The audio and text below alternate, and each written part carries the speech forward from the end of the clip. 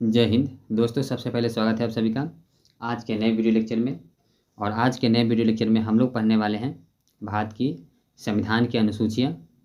और इस video lecture में अनुसूचियाँ से संबंधित टॉप 20 क्वेश्चंस को रखा गया है जो एग्ज़ाम के लिए काफ़ी इम्पोर्टेंट है।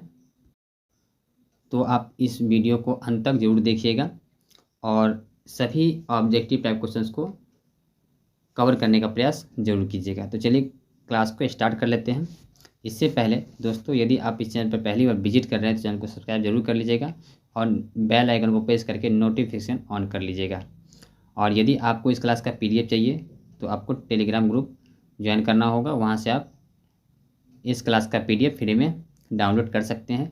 टेलीग्राम ग्रुप का लिंक आपको डिस्क्रिप्शन बॉक्स में मिल जाएगा, या तो आप टेलीग्राम ग्रुप में जा करके टेलीग्राम चैनल में जा करके गेटवे सक्सेस सर्च करेंगे, वहाँ से आपको मिल जाएगा।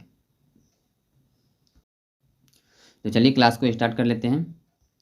और आज की क्लास का पहला जो प्रश्न है वह देखिए दोस्तों। इससे पहले छोटा सा मैं आपको जानकारी देता हूँ। यदि आप लोग भारत की संविधान की अनुसूचिया के विषय में नहीं जानते हैं तो इसी चैनल पर एक वीडियो मिल जाएगा पॉलिटी वाले सेक्शन के प्लेलिस्ट में। उसमें संविधान की अनुसूचियों को बता दिया गया है, आप उसे ज़रूर देख लीजिएगा। ठीक है। वैसे छोटा सा बता देते हैं, इसमें भारत की संविधान की मतलब संविधान में 12 अनुसूची हैं। ठीक है। और 22 भाग हैं। ठीक है। और 395 अनुच्छेद है। मूल रूप से 395 अनुच्छेद ही है। यदि आप क ख ऐड करेंगे तो 400 प्लस जाते हैं, उसको नहीं काउंट करना है। ठीक है। मूल रूप से 395 अनुच्छेद है, 22 भाग है और 12 अनुसूची है। प्रारंभ में 8 अनुसूची थी। ठीक है। एक एक करके अनुसूची 12 तक कर दिया गया। वर्तमान में 12 अनुसूचियाँ हैं। ठीक है। तो हम लोग क्लास को स्टार्ट कर लेते हैं। ठीक है दोस्तों, पहला प्रश्न जो है, वर्तमान में भारतीय संविधान की कुल कितनी अनुसूचियां हैं। ठीक है। तो जैसे अभी तुरंत बताया था आपको, वर्तमान में जो भारत की अनुसूचियां है वह 12 है। कितने हो जाएंगे? ऑप्शन नंबर सी इसका राइट आंसर। और जिस समय संविधान बना था उस समय कितना रखा गया था? तो 8 अनुसूची को रखा गया था। इसके बाद 9, फिर 10 और 11 और 12 अनुसूची को एक एक करके जोड़ दिया गया। ठीक है। तो प्रश्न नंबर 1 का सही आंसर क्या हो जाएगा? ऑप्शन नंबर सी, यानी 12 अनुसूचियाँ। ठीक है। इसी तरह से आप प्रश्न नंबर 2 देखिए। इसमें कहा गया है, संविधान सभा की प्रारूप समिति द्वारा प्रस्तुत प्रारूप संविधान में कितनी अनुसूचियाँ थी। ठीक है। तो ऑप्शन नंबर ए है 6, बी है 8 और सी है 9 और डी है 12। तो वर्तमान में 12 है। ठीक है। तो इसमें पूछा जा रहा है कि प्रारंभ में, ठीक है, जो की गई थी उसके विषय में पूछा है। तो प्रारंभ में था दोस्तों 8 अनुसूचियाँ था, जो हम अब तुरंत आपको बताए थे। ठीक है। तो ऑप्शन नंबर बी इसका राइट आंसर हो जाएगा। प्रारंभ में 8 अनुसूची थी। ठीक है। आगे देखिए, प्रश्न नंबर 3 है। इसमें कहा गया है, संविधान सभा द्वारा अंतिम रूप से पारित संविधान में कुल कितनी अनुसूचियाँ थी। तो संविधान में जिस समय प्रारंभ में बना था उसमें 8 ही थी। ठीक है। तो अंतिम रूप से जो पारित हुआ उसमें भी कितना है? 8 ही है, यानी ऑप्शन नंबर बी इसका राइट आंसर हो जाएगा। ठीक है। इसी तरह से अगला प्रश्न देखिए। इसमें कहता है, मूल संविधान में कितनी अनुसूचियाँ थी। ठीक है। तो मूल संविधान में कितनी अनुसूचियाँ थी कह रहा है, यानी पहले की बात ही कर रहा है। ठीक है।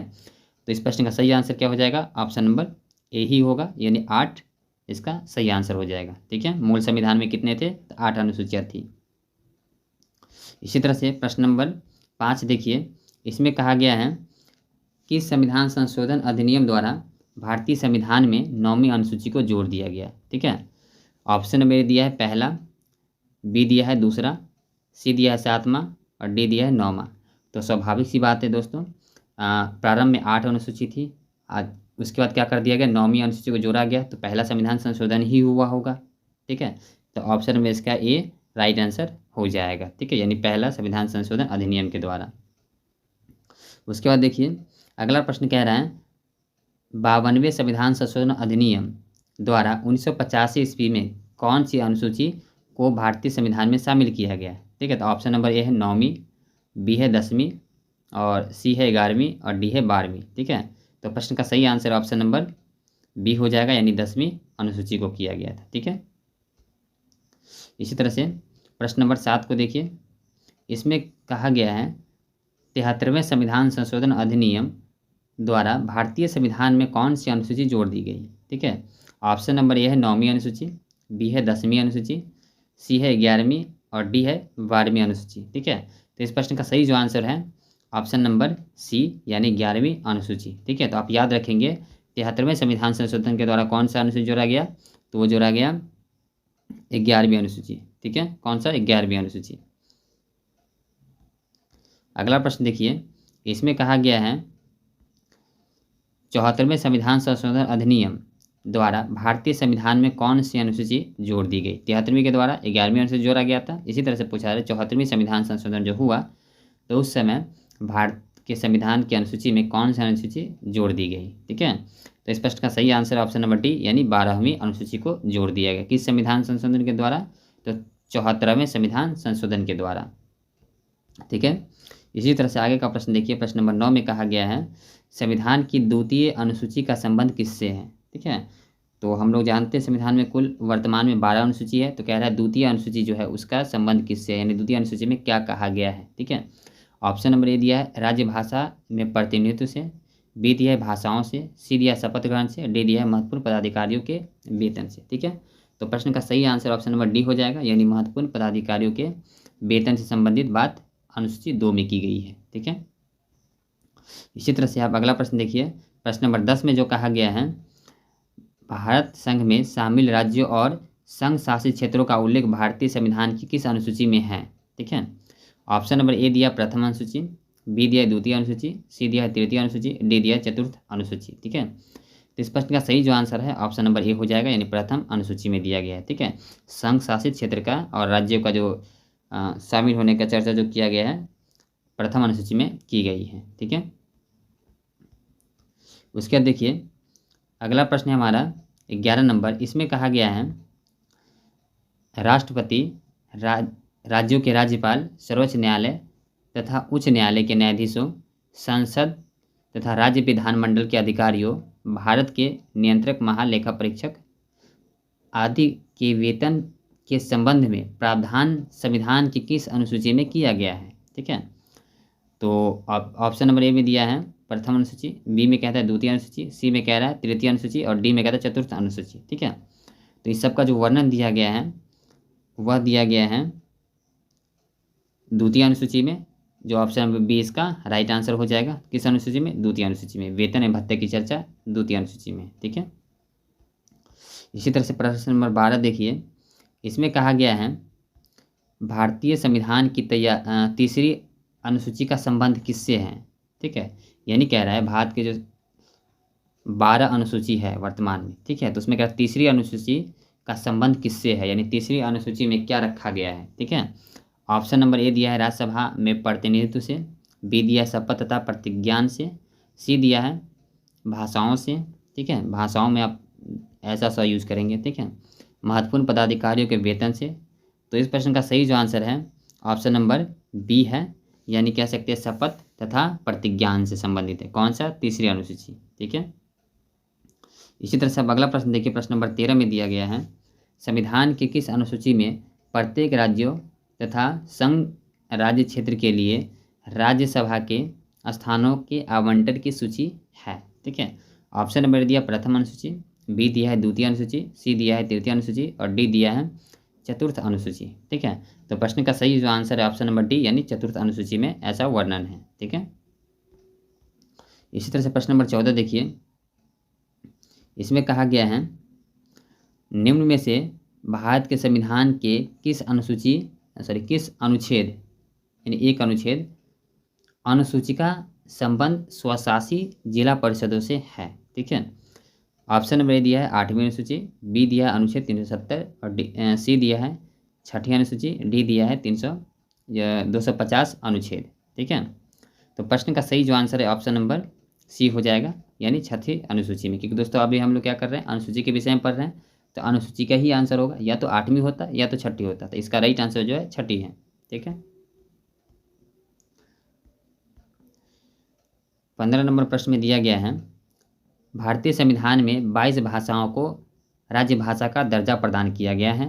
इन भाषाओं का उल्लेख किस अनुसूची में है। ठीक है दोस्तों, एक प्रश्न इसमें प्रश्न से ही प्रश्न बन जाता है कि भारत के संविधान में कितने भाषाओं को मान्यता दिया गया है, 22 भाषाओं को। ठीक है, आप याद रखेंगे। तो कह रहा है भारत के संविधान में 22 भाषाओं को जो मान्यता दी गई है वह किस अनुसूची में रखी गई है। ठीक है, ऑप्शन नंबर ए है 7वीं अनुसूची, बी है 8वीं अनुसूची, सी है 9वीं अनुसूची, डी है 10वीं अनुसूची। ठीक है, तो प्रश्न का सही आंसर हो जाएगा ऑप्शन नंबर बी यानी 8वीं अनुसूची में रखा गया है 22 भाषाओं को। ठीक है, उसके बाद कह रहा है प्रश्न नंबर 16 में कि भारतीय संविधान की 8वीं अनुसूची का संबंध किससे है। तो अभी हम तुरंत पढ़ें, भाषा से संबंधित होगा। तो हम लोग प्रश्न इसका ऑप्शन देख लेते हैं। ऑप्शन नंबर ए कह रहा है राज्यसभा के सीटों के आवंटन के साथ, बी है संघ राज्य और संवर्ती सूची के साथ, सी है भाषाओं के साथ, डी है दल बदल के आधार पर अयोग्य घोषित करने के साथ। तो इस प्रश्न का सही आंसर क्या हो जाएगा, ऑप्शन नंबर सी हो जाएगा।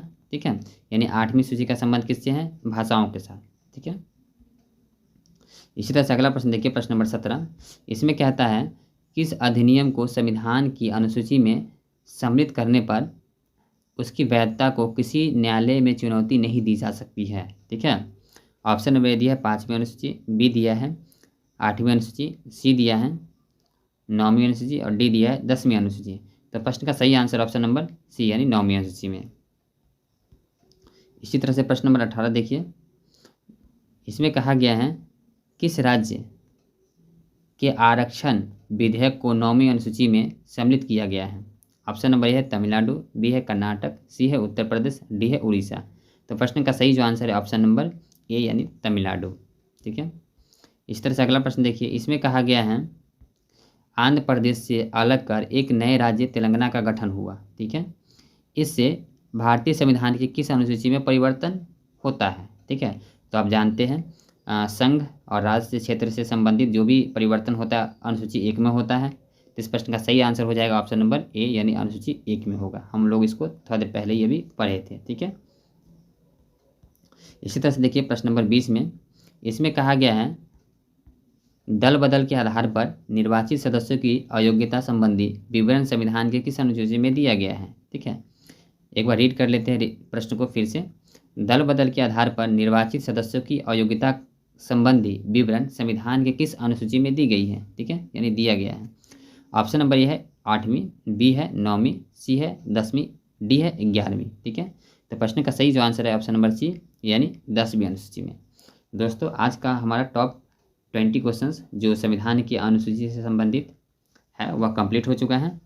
आप लोग इसे जरूर देखिएगा और यदि पहली बार इस पर विजिट कर रहे हैं तो चैनल को सब्सक्राइब जरूर कर लीजिएगा, साथ ही साथ बेल आइकन को जरूर प्रेस कीजिएगा। और यदि आपको PDF चाहिए तो आप टेलीग्राम ग्रुप को जरूर ज्वाइन कीजिए। टेलीग्राम ग्रुप का नाम है गेटवे सक्सेस। ठीक है, तो हम लोग मिलते हैं अगले वीडियो में, तब तक के लिए जय हिंद, जय भारत।